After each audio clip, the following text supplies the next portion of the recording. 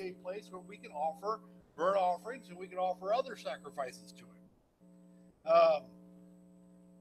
He says, now this is the information that we don't have in First Kings. It says, now send for me a skilled man to work in gold, silver, brass, and iron, and in purple, crimson, and violet fabrics, and one who knows how to make engravings to work with the skilled men whom I have in Judah and Jerusalem, whom David my father provided. Send me also cedar, cypress, and algum trees from timber, rather, from Lebanon, for I know that your servants know how to cut timber of Lebanon, and behold, indeed my servants will work with your servants. To prepare timber in abundance for me and for the house which I am about to build will be great and wonderful. Now behold, I will send to your servants, I will give to your servants, the woodsmen who cut the timber, 20,000 cores of crushed wheat, and 20,000 cores of barley, and 20,000 baths of wine, and 20,000 baths of oil. So here it is. Solomon reaches out to Hiram and says, I also need you to send me what I guess we would call a general contractor or a project manager. I need somebody who's going to oversee this entire construction project, who knows essentially all of the components of the work that need to be done. It's got to be somebody who knows how to work in metals, knows how somebody work in timber, knows somebody how to work in fabrics, who can do carvings, and who can direct that work to be done. And so we would, I think, probably call this guy the general contractor. We need a good general contractor for this construction project. And it's interesting that Solomon reaches out to Hiram to do that. That apparently there was no one in Israel qualified or capable of handling that task. And so again, it suggests to us that the Phoenicians, the men of Tyre and Sidon, had made their fame in their ability to run construction, to build temples, to take on these major building projects, and so they've got a reputation for that. And Solomon is, of course, going to pay him a fairly enormous amount of money, or goods rather. He's going to supply them with a lot of materials, food and supplies to Hiram as payment.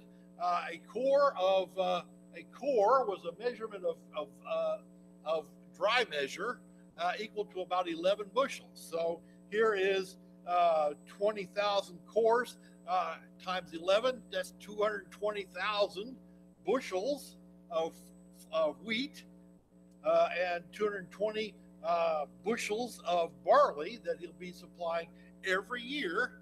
That's a lot of barley and a lot of wheat. And then 20,000 baths. Well, a bath was about a 10-gallon container, liquid container. And so here is 200,000 gallons of oil and 200,000 gallons of wine that he's going to supply. So a fairly enormous quantity of supplies to the woodcutters of Lebanon who are going to cut this timber for him. Now in verse 11,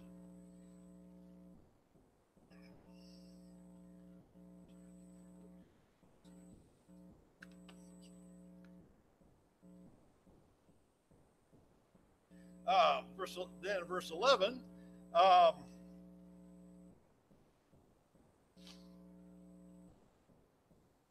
so Hiram says, then Hiram, king of Tyre, or Huram, as is written here, then Huram, king of Tyre, answered and sent a letter to Solomon, because the Lord loves his people, he has made you king over them. Well, that's just sort of a polite greeting and a nice compliment to open the letter with. And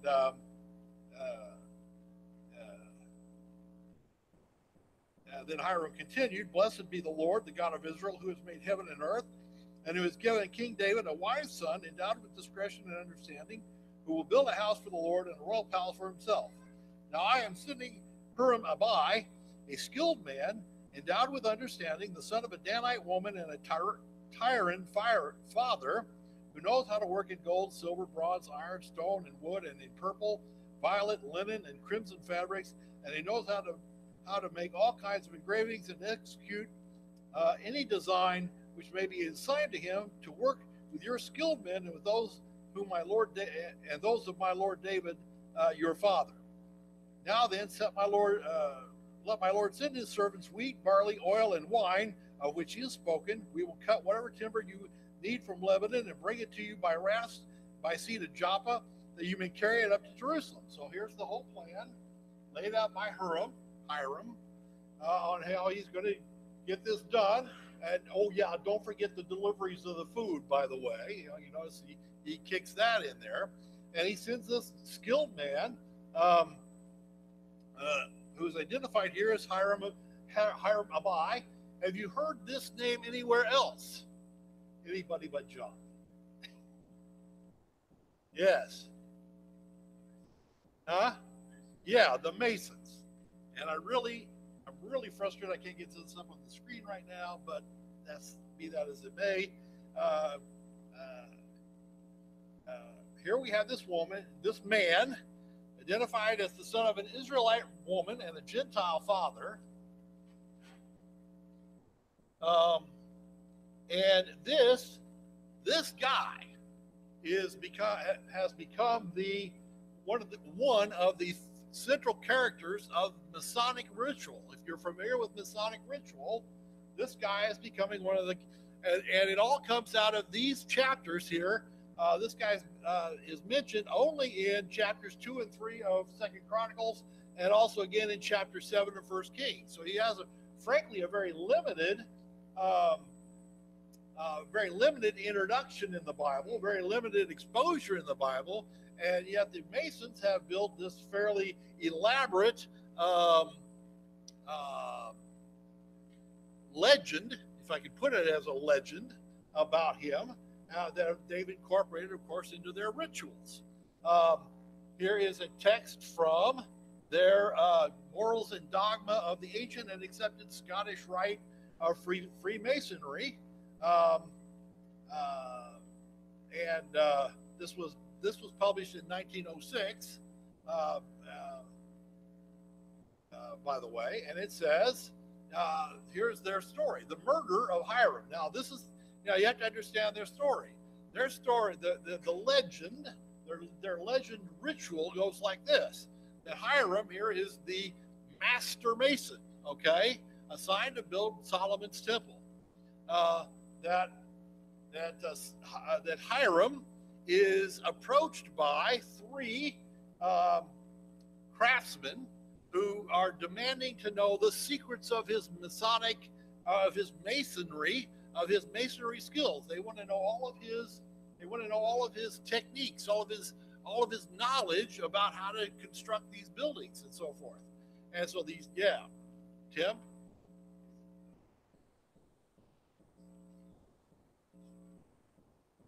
Yes. Yeah, it's the Mason's angle. That's one of their symbols. So that again, this derives from there's I can tell most of their ritual derives from a legend created by I don't know who regarding this character. Okay, regarding this character in the Bible.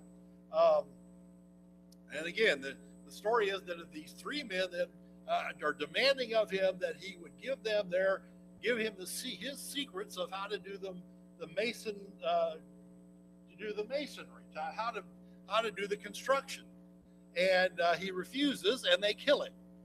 All right, they kill him and they bury him there on Mount Moriah, where the temple's being built, and then Solomon in the legend comes along and resurrects him. Okay, so that's their storyline. And here's what they say. Again, this is out of Morals and Dogma of the Ancient and Accepted Scottish Rite of Freemasonry. And it says, the murder of Hiram, his burial, and his being raised again by the Master are symbols both of the death, burial, and resurrection of the Redeemer, and of the death and burial of sins of the natural man, and being raised again to a new life, or born again by the direct action of the Redeemer after morality, symbolized by the entered apprentice's grip, and philosophy, symbolized by the grip of the fellow craft, have failed to raise him. That of the Lion of the house of Judah is the strong grip, never to be broken, with which Christ of the royal line of the house has clasped to himself the whole human race and embraces them in his wide arms as closely and affectionately as brethren embrace each other on the 5 points of fellowship. So what you see here is they're using this story about Hiram as a metaphor of Jesus, all right, but they are in effect they are sort of corrupting the story by trying to put Solomon in Jesus' place, and that's part of their storyline. Now, again, a lot of times the Masons will try to argue, I believe, and I think we've even heard that they will try to argue they are not a religious organization. Well, maybe not, but that's what they're claiming. But they're sure putting a lot of religious symbology and a lot of religious spin on a lot of their material. Okay, so here's that storyline and how they use it. This is part of the initiation. I don't know if you may not be familiar with the initiation of the Masons, but they take the candidate and they run him around the building. And they go through each one of these steps where he is attacked by these three ruffians, and then he is laid down as if dead. And then they have one fellow who comes up and he gives him the grip of the entered apprentice. Well, that doesn't do anything. He doesn't get up. Then the next person who comes gives him the grip of the fellow craft, which represents the first grip is morality. Is morality enough to raise you? Well, no. Then the next grip is the fellow craft, which represents philosophy. Is that enough to raise you? No. And then the third grip is the master, the master mason, and he gives that special hand grip and raises him up. And now he's raised up as a master mason himself, and that's how they do their initiation. And so it's all this symbology, but it's all tied to, if you see, the death, burial, and resurrection of Jesus Christ, and the promise of Jesus Christ resurrecting the dead.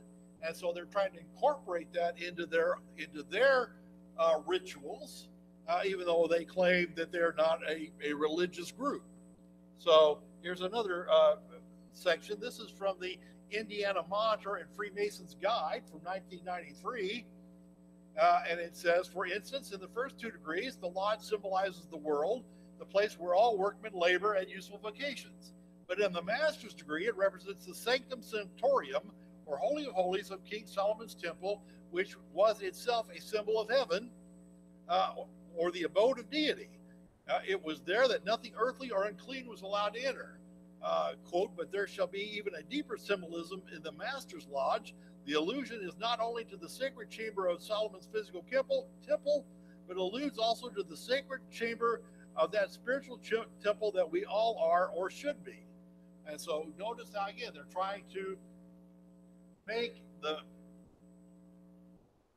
Masons into the symbolism of the temple. Well, we're told that we as Christians are living stones of the temple of God, but they're trying to turn that into the Masons being the living temple of God. So you can see again a little bit of distortion. Not even a little bit. It's a distortion going on that they're trying to put in there. And then finally, this is from the Aman Rizan, or Book of Constitutions. This was a document that they formed back in the 1700s to kind of bring all the Masonic groups together into one organization. To basically have unity among them, because they were all in competition with one another. But here's what they say in this document. Again, this is part of their ritual, part of their structure, organization. It says it was a single object of all the ancient rites and mysteries practiced in the very bosom of pagan darkness to teach the immortality of the soul. This was still the great design of the third degree of Masonry. This is the scope and aim of its ritual. The Master Mason represents man, when youth, manhood, old age, and life itself have passed away as fleeting shadows, yet raised from the grave of iniquity and quickened into another and better existence. By its legend and its ritual, it is implied that we have been redeemed from the death of sin and the sepulchre of pollution, and its conclusion we arrive at is that youth, properly directed, leads us to honorable and virtuous maturity, and that the life of man, regarded by morality, faith, and justice, will be rewarded as its closing hour by the prospect of eternal bliss. This important design of the degree is to symbolize the great doctrines of the resurrection of the body and the immortality of the soul, and hence it has been remarked by a learned writer of our order that the master mason represents a man saved from the grave of iniquity and raised to the faith of salvation.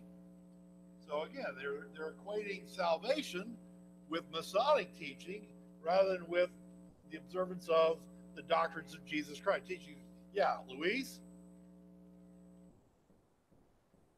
I don't know what they did about the women folk. I'm not up on that part of their ritual. They had their own group. They have their own group called Eastern Star. I don't know exactly how they go through that ceremony. I'm not sure what the rituals there are. But it was, yeah. So, again, the idea here of trying to suggest that the Masonic Lodge is not a religious group tends to kind of fall apart if you compare what they write and say versus what they practice, if you will, what they're trying to practice. Anyway, I wanted to bring that up mainly for the reason of showing you that this whole story about Hiram Abiff, it all comes out of these chapters, of which we know very little. We're going to be reading these texts, and we're going to see everything we know about Hiram Abiff, and this whole storyline about him being attacked and being killed and then resurrected. That's all made up by somebody. That's not anywhere in the Bible. And so you're going to see that it is simply a creation of man to take it there.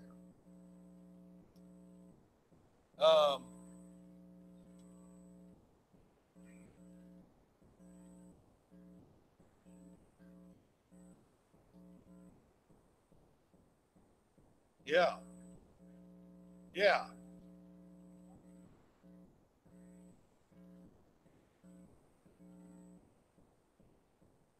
Well, they've got a code word. It's Mahabone that they say to the guy who's becoming the master mason. That's the word they give him. I don't know what the two passwords might be. They reference. There's a reference we'll find later in the text here of the Bible about the construction of these two pillars that were in the temple, and one was called Boaz, and the other one was called Asa or something like that. I'd have to look it up. And so they also built a fair degree of ritual around those two pillars. But again, we'll look at that. But again, we want to understand that they are, they're trying to take this storyline or at least this character out of the Bible and turn him into something that it cannot be found in the Bible. Okay. We find out about it. There's even question about the man's name. They got here in some of the text when they translate this. They'll say in verse 13, he says, "Now I am sending you Hiram Abai." Now, some translators will understand that to be this is the guy's name, Hiram Abai or Hiram Abiff, where that prefix or suffix rather on his name means either father of or fatherless, depending on the context. And so they will suggest, well, he's fatherless. And we read over in 1 Kings 7 that in fact he is the son of a widow, and so his father is dead. In fact, the Masons have even built that into their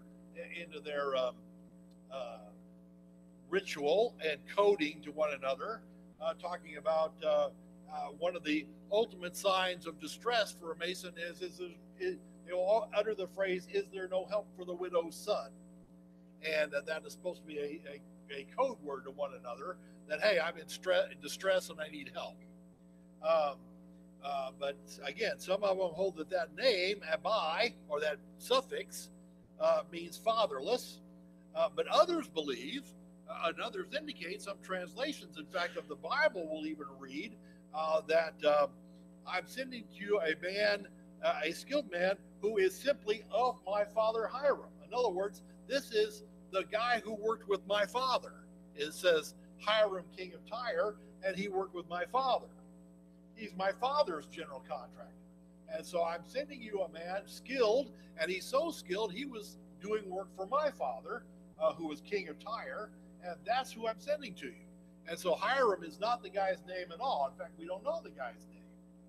Now, it looks like over in 1 Kings 7 that is his name, but again, the translation is a little tricky. Again, all we know about him for sure is that he's the son of an Israelite woman, and he has a Gentile father.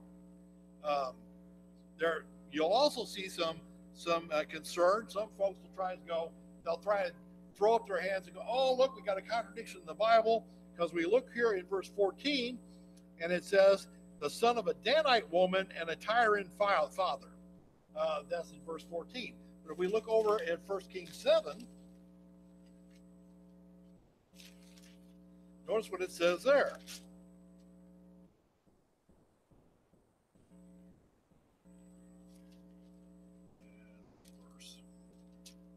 Huh? 14?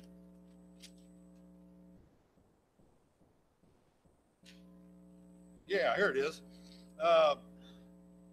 Now King Solomon sent and brought Hiram from Tyre. He was a widow's son from the tribe of Naphtali.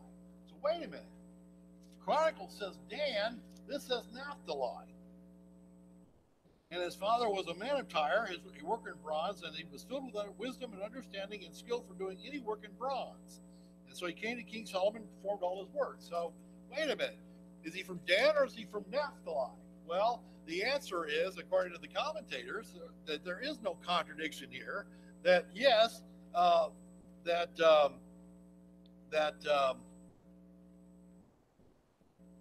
from verse 14 of 2 Chronicles, she was of the daughters of Dan. In other words, she was of the tribe of Dan, but she was living in the region of the tribe of Naphtali, and so therefore she was associated with that tribe too, and so that is where she lived versus her ancestry, if you will, is simply the meaning of that phrasing there. Okay.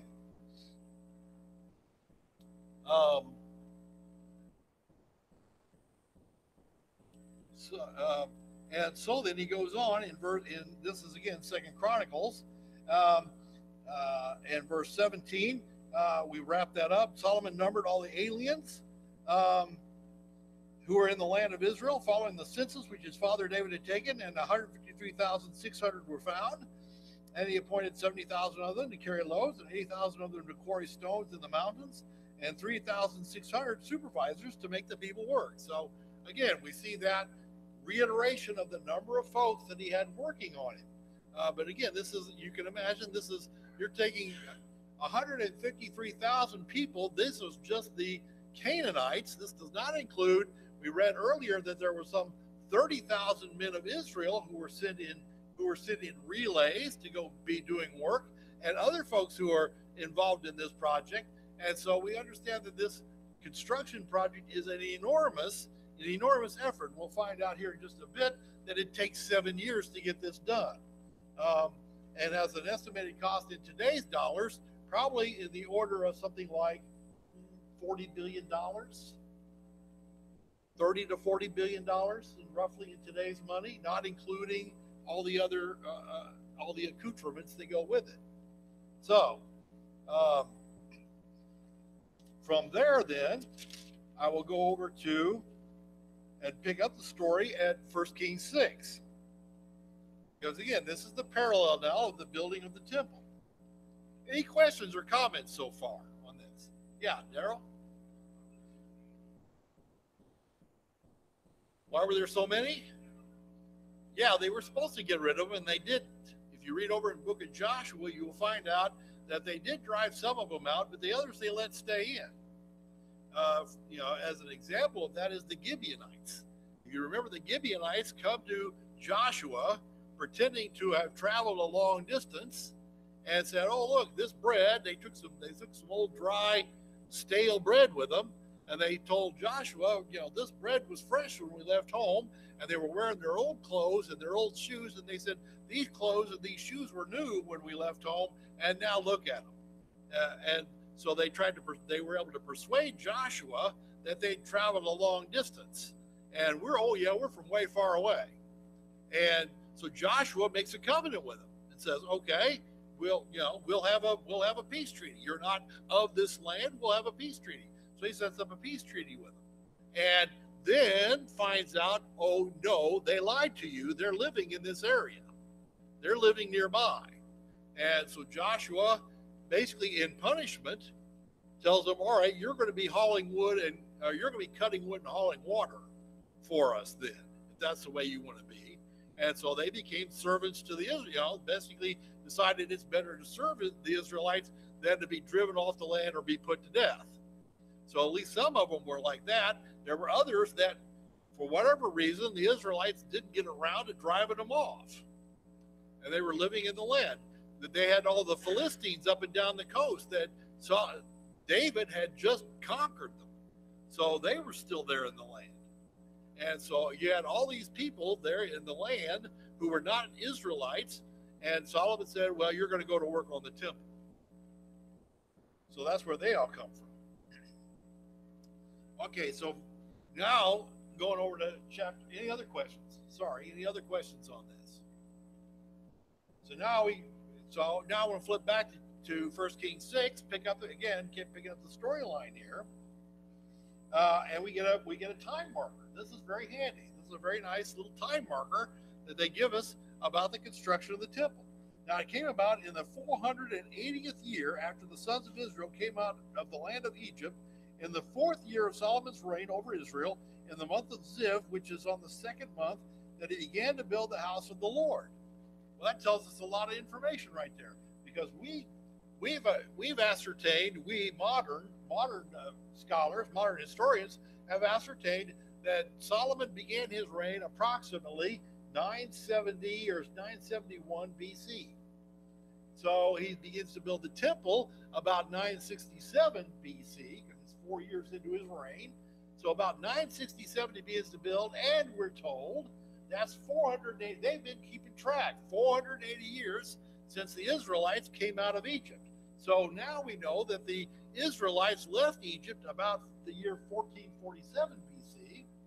And guess what? They started doing some historic checking and some archaeological checking, and they find out that, yeah, as a matter of fact, that coincides with a lot of strange events in Egypt about that time, where a king seemingly disappeared, or the pharaoh. The pharaoh kind of seemingly disappeared, and now a successor comes along to take over for him.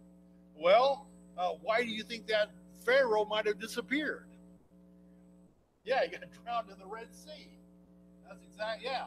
And so it matches, the timeline matches up with the historic and archaeological records that we have about what had happened in Egypt at about this same time. They've even identified the name of the pharaoh. I can't remember his name exactly right now, like Amenhotep or something like that. That was the pharaoh that they believe was the pharaoh of Exodus. So we got a time marker here, very handy to kind of keep track of things. As for the house which King Solomon built for the Lord, its length was 60 cubits, and its width was 20 cubits, and its height was 30 cubits. So here's a building that is 90 feet long, 330 feet wide, and 45 feet tall. Well, you look around this building. How big is this building? This building's probably wider than 30 feet. Probably longer than 90 feet.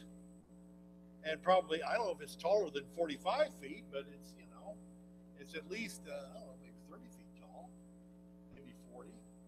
So you're talking about a building probably smaller than this church building. And so you're thinking, it took 7 years to build that? Well, yeah, it took 7 years to build that because of how they were building it. But it's smaller than this building. We need to remember, though, the Hebrews didn't build it to worship in it. It was essentially a place to worship toward, not a place to worship in. And so it was a very different. It was a very different purpose than this building. Okay.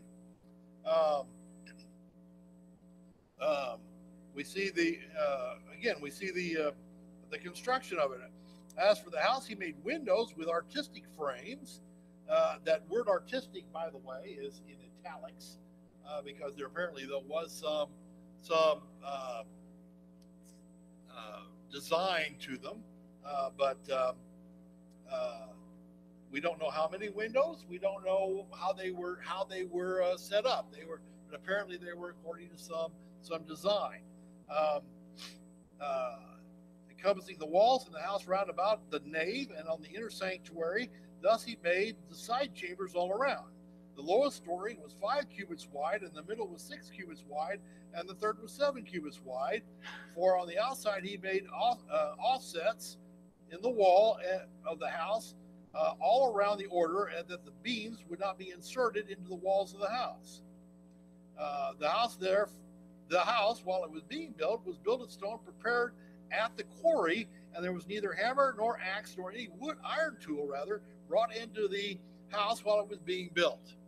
And so here the author is careful to point out that when you're putting these stones together, all of the dressing work was done off-site. So all of the dressing work was done off-site, and then the stones would have been transported to the building site and set in place, but without the use of essentially iron tools to shape it. And so this would have required a fair degree of coordination to make sure exactly where each stone went and to make sure that they all fit together. Why did they do that? Well, that's a good question. And the scholars have speculated that this was done because of respect for the fact that this is being the sanctuary. They didn't want to have this cacophony, if you will, of hammers, and you can imagine what kind of noise would come from an active stone cutting operation. Dressing these large stones on site, there would have been a lot of noise. It would have perhaps disrupted the ongoing worship that would have been happening nearby, and they didn't want to do that. And so that's the reason for that the scholars are speculating that they did not have the noise, especially that noise of the construction going on. Yes.